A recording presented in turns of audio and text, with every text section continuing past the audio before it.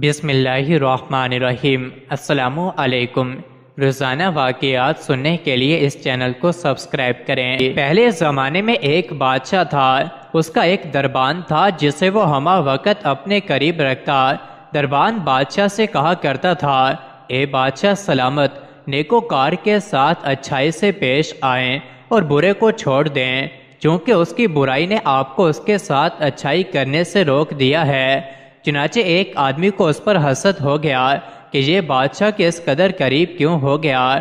اس نے بادشاہ کے سامنے دربار کی چغلی کی اور کہا، بادشاہ سلامت، اس دربار نے لوگوں میں یہ بات پھیلا دی ہے کہ آپ کے منہ سے بدبو آتی ہے۔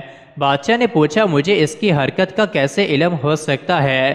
جواب دیا، وہ اس طرح کہ جب وہ آپ کے پاس آئے آپ اسے قریب بلائیں تاکہ آپ اس سے کوئی بات کر سکیں، تو آپ دیکھیں گے کہ اس نے اپنی ناک پر ہاتھ رکھا ہوگا۔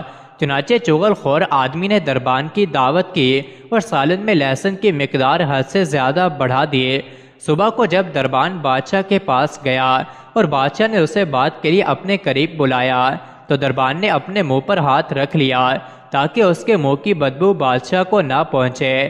بادشاہ نے کہا، دور ہو جا، پھر فوراً قلم دوات منگوائی، خط لکھ کر مہر زدہ کیا اور دربان کو تھماتے ہوئے کہا، اس خط کو فلاں آدمی کے پاس لے جاؤ اور اس پر اس کا 1,00,000 انعام بھی مقرر کیا۔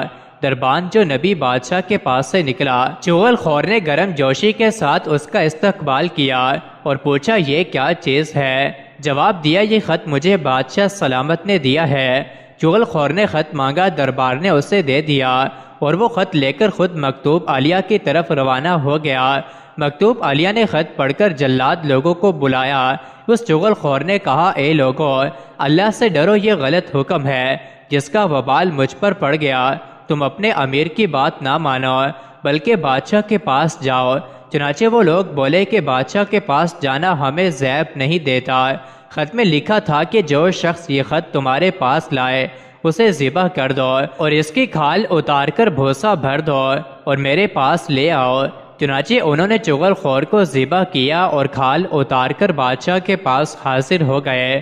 بادشاہ نے جب یہ مضحکہ خیز واقعہ دیکھا تو اس پر تعجب کی انتہا نہ رہی۔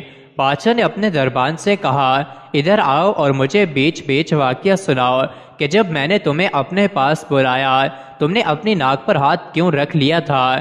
کہنے لگا، اے بادشاہ سلامت، اس چغل خور نے میری دعوت کی اور سالن میں لہسن کی مقدار بڑھا دی۔